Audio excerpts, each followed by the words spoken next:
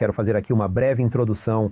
Na semana passada estive na conferência ARCE de Jordan Peterson, ARC, Aliança para a Cidadania Responsável, em Londres, e foi um evento de 3 dias. Foram convidadas apenas cerca de 1.500 pessoas de todo o mundo, de mais de 70 países, dignitários, políticos, gente da mídia, todos tentando resolver problemas atuais, quer se tratasse de energia, de política ou de cultura, a lista de coisas importantes como as quais não estamos a lidar adequadamente hoje em dia. No final da conferência de 3 dias, Jordan Peterson fez um discurso de cerca de meia hora, e penso que foi o melhor discurso que alguma vez ouvi Jordan fazer na minha vida. E como sabem, andei em viagem com o Jordan durante 1 ano e meio, fizemos cerca de 120 apresentações juntos em quase 2 dúzias de países, e o discurso foi absolutamente inspirador.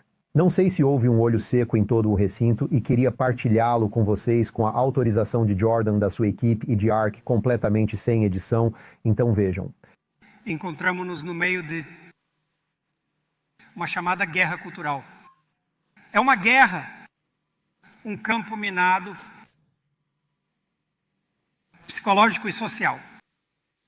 E nesta conferência, estamos tentando trilhar o nosso caminho através desse campo minado e oferecer algo que se aproxime de uma solução que convide, seja produtiva e generosa. Quero investigar, no entanto, um pouco mais, quero investigar a característica essencial dessa guerra um pouco mais e, ao fazê-lo, quero desenvolver e entrelaçar os temas da conferência. Estamos em desacordo uns com os outros sobre identidade. E para reduzir a tensão e provocar uma nova integração psicológica e uma paz social adequada, não podemos limitar-nos a criticar as sugestões sobre o que é a identidade que foram apresentadas. Temos de oferecer uma alternativa. E por isso gostaria de mergulhar profundamente durante meia hora sobre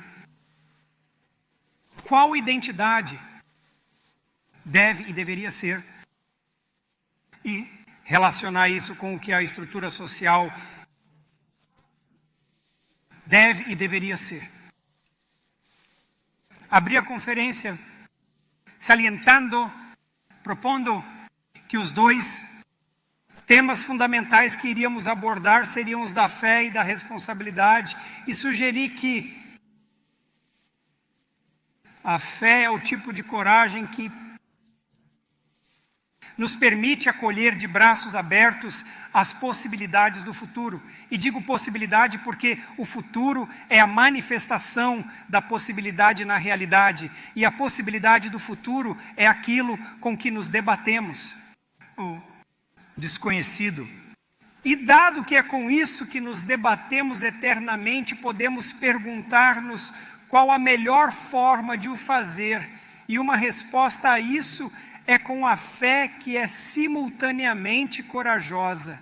Colocamos-nos em risco para agir de acordo com a proposição de que a própria existência, o ser em si e o próprio devir são intrinsecamente bons, e que nos cabe agir de acordo com esse ditame, venha o inferno ou a enchente. E olhamos para o futuro e lançamos sobre a paisagem desconhecida do futuro uma visão que nos dá esperança e segurança, porque é isso que uma visão faz. E depois temos a responsabilidade de assistir e atuar de forma a tornar essa visão de esperança e segurança possível. E assim, eu diria que a identidade é a união apropriada da fé e da responsabilidade. E então poder-se-ia dizer, como é que uma identidade própria une a fé e a responsabilidade? E eu diria que o faz de uma forma subsidiária, de uma forma hierárquica subsidiária. Agora, se você estiver rodeado de conflitos, subjetivamente e na sua sociedade sobre o que constitui a identidade, você precisa de uma contraposição bem desenvolvida.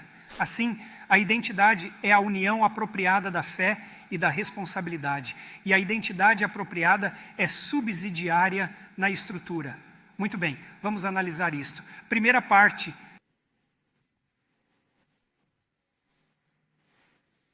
Agora vou contar uma pequena história. É uma história muito simples, mas as histórias simples têm uma escala ascendente. E é a escada de Jacó. A escada de Jacó é o cipó eterno, a videira que une o reino material e próximo da terra com o reino eterno do céu. Como é que nós construímos e subimos a escada de Jacó? Como é que a compreendemos? Quando o meu filho tinha 1 ano e meio de idade, ensinei-o a pôr a mesa. Mas isso não é correto, porque quando se tem 1 ano e meio, não se pode pôr a mesa. Se pegarmos uma criança de 2 anos e lhe dissermos, limpa o teu quarto, uma criança de 2 anos, que está no meio de um quarto no qual criou uma bagunça terrível, e se voltarmos daqui a 15 minutos, o quarto estará igualmente desarrumado, e perguntaremos ao nosso filho de 2 anos, por que não limpou o quarto?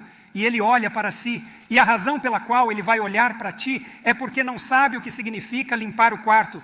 Por isso, podem pegar a criança de 2 anos, o meu filho neste caso, e podem dizer, ei, garoto,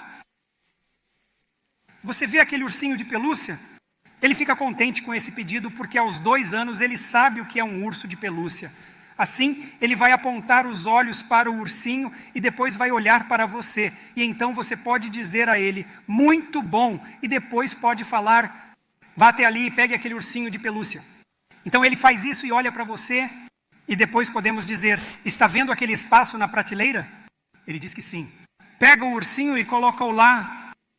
E ele vai lá e coloca-o no espaço da prateleira, e depois olha para você e pode dar-lhe uma palmadinha na cabeça. E depois, se lhe ensinarmos uma centena de micro-rotinas como esta, com muito cuidado, podemos dizer-lhe para limpar o quarto e ele saberá como fazer.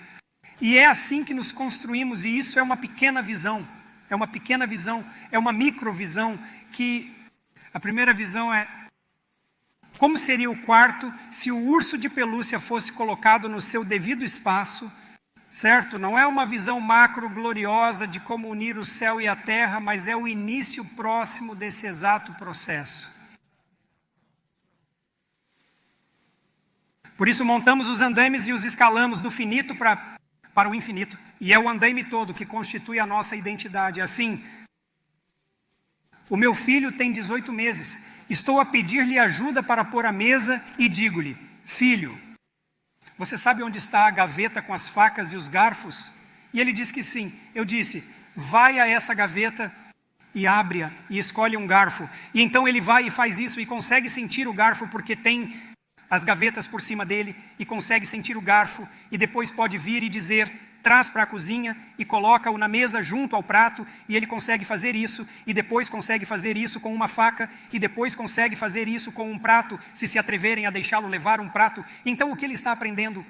Ele está aprendendo a pôr a mesa, certo? E depois ele senta-se à mesa com as pessoas que lá estão e está a aprender a partilhar a comida, e ele está a aprender a esperar sua vez, e está a aprender a ser hospitaleiro, certo? E assim, podem ver que isso começa a escalar para cima, certo? E depois ele é hospitaleiro e consegue esperar sua vez, por isso está começando a ser um bom rapaz, um bom menino.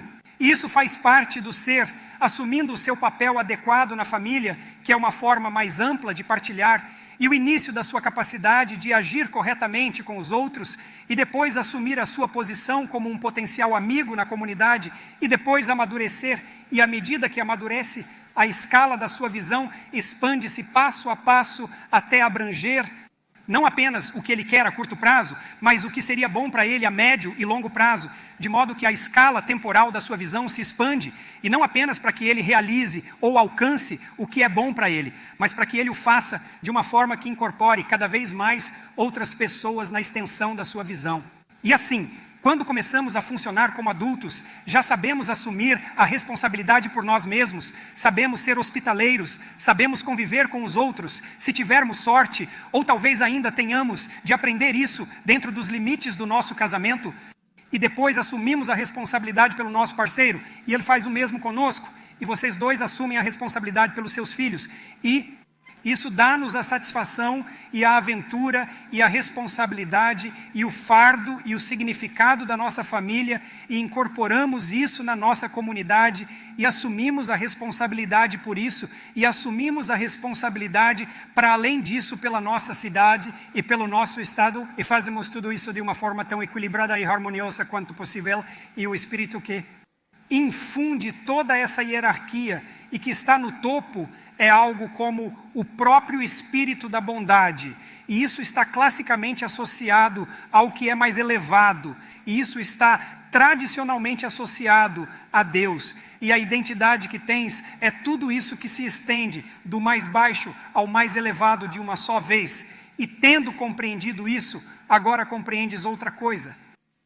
Você entende que o que realmente constitui o florescimento humano ao nível psicológico. Então, um dos desserviços que os médicos têm prestado ao mundo ocidental em geral e ao mundo em geral, como consequência disso, é a noção de que a saúde mental é, de alguma forma, algo subjetivo. E isso não é verdade. E nós sabemos que não é verdade, mesmo que não saibamos que o sabemos, e sabemos isso porque não há maneira de sermos mentalmente saudáveis se a nossa mulher for infeliz. Antes de mais nada, ela não o deixa ser. E o mesmo se aplica aos seus filhos. Um dos meus vizinhos em Toronto disse-me uma vez que uma mãe nunca é mais feliz do que o seu filho mais infeliz, certo? Assim, podemos ver que a saúde mental, seja ela qual for, não é exatamente mental e não é certamente meramente subjetiva, é algo que se assemelha muito mais à harmonia que existe quando toda a estrutura subsidiária está a desempenhar todas as suas funções como devem ser desempenhadas. O Samuel Andreev, logo antes de mim, falou sobre o que a música nos diz, e é isso que a música nos diz. Fala-nos da harmonia que pode existir numa estrutura complexa que está disposta de uma forma adequadamente subsidiária, em que cada nota serve a frase, e cada frase serve a melodia, e cada pessoa que está a tocar na orquestra serve a função global da música. E a música é a eterna dança entre o caos e a ordem. E isso fala-nos de significado, porque é aí que o significado se encontra. E essa é a outra coisa a compreender sobre uma organização subsidiária. Atualmente temos tantas pessoas no mundo que estão perdidas de formas quase inimagináveis, com as suas identidades absolutamente fragmentadas, e não tem sentido na sua vida. E não tem sentido na sua vida porque, estranhamente, o sentido da sua vida não emerge como consequência da sua busca de objetivos e motivações imediatos, hedônicos, subjetivos, estreitos e puramente egoístas. Não há nada nisso que seja aproveitável, porque a menos que se consiga integrar a si próprio ao longo de um vasto período de tempo, cuidando de quem você será no futuro e, simultaneamente, cumprindo as suas obrigações sociais de uma forma responsável, nada dentro da estrutura subsidiária pode funcionar corretamente, e muito menos sua exigência ao direito à gratificação dos seus desejos hedônicos. Isso não é possível, e mesmo que o conseguíssemos fazer, não encontraríamos aí o sentido que nos sustentaria em tempos difíceis. Encontramos o significado, e todo mundo sabe isto, encontramos o significado que nos sustenta na aflição quando precisamos, por exemplo, nos valorizar positivamente no meio da nossa estupidez e do nosso sofrimento.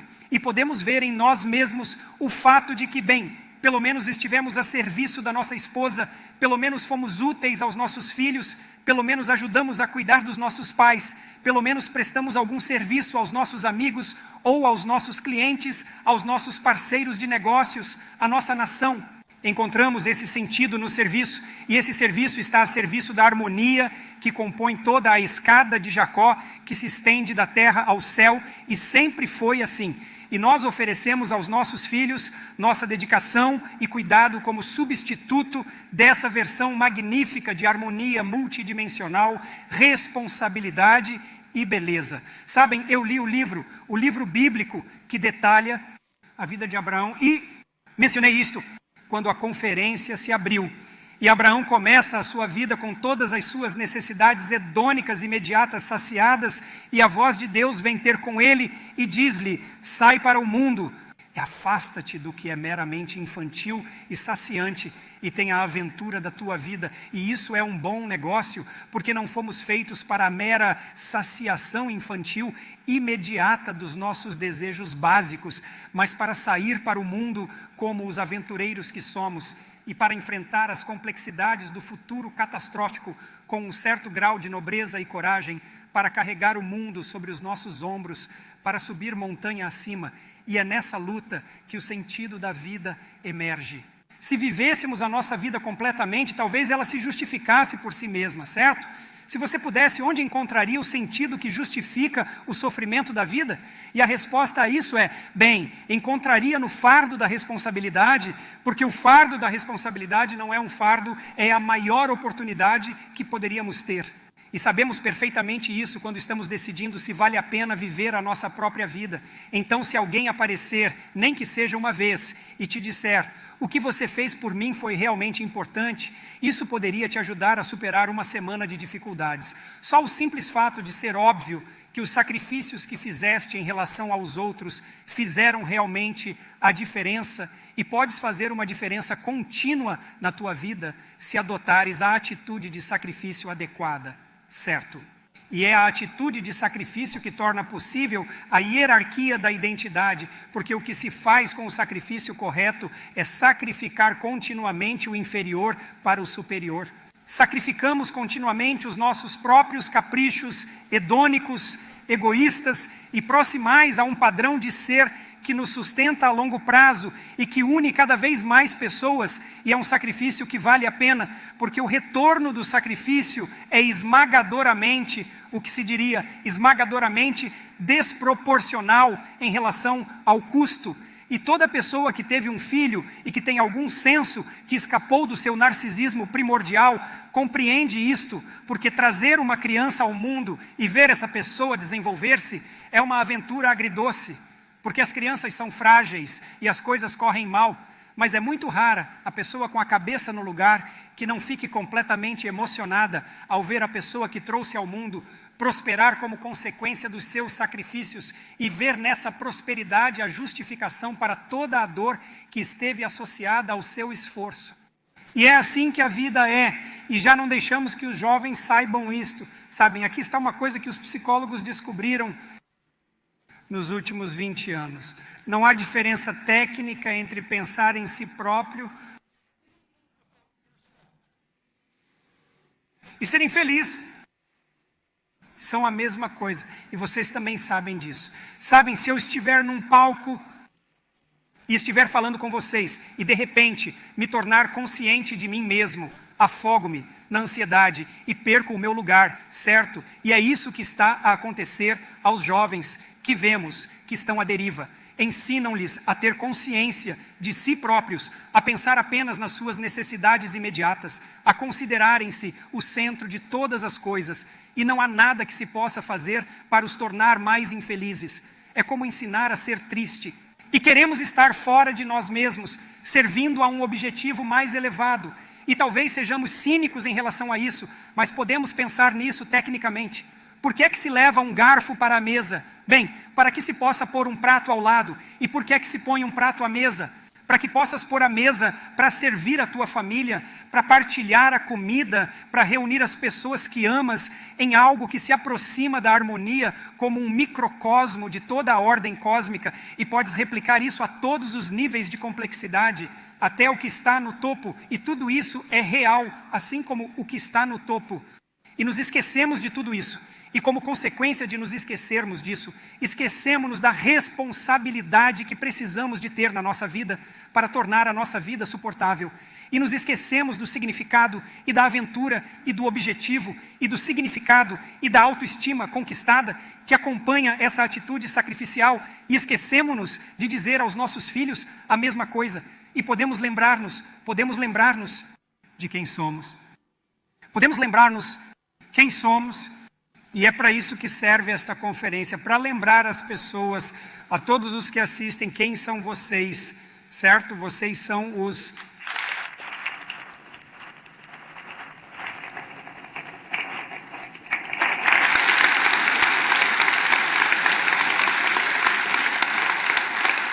homens e mulheres, indivíduos feitos à imagem de Deus, que tropeçam eternamente na subida em direção a Jerusalém na colina, a cidade brilhante na colina. Ninguém somos tão tolos que consideramos essas proposições como algo que se aproxima das superstições primitivas, quando na verdade são as mais brilhantes intuições sobre a estrutura fundamental da realidade que alguma vez foram oferecidas. Baseamos a nossa civilização nesses pressupostos e vejam só, não é assim tão mal. Trouxemos riqueza e abundância a bilhões de pessoas em todo o mundo.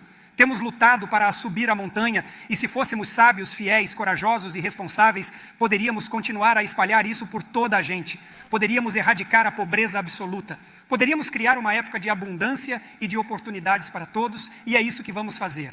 Podemos fazê-lo se erguermos o mundo sobre os nossos ombros individuais e operarmos coletivamente desta forma harmoniosa e continuarmos a luta para subir em direção à cidade de Deus. E essa é a verdade, essa é a verdade. Não se trata de uma superstição, não é uma defesa primitiva contra a ansiedade da morte. Não é o ópio do povo, certo? É o apelo à responsabilidade divina e na medida em que cada um de nós atua nos limites da sua própria vida, fazemos o que sugeri no início desta conferência, que é inclinar o mundo para o paraíso e para longe do inferno. E organizamos esta conferência para incentivar as pessoas a fazerem exatamente isso, na convicção de que são, de fato, as pessoas que podem fazer exatamente isso. Não só podem, como devem.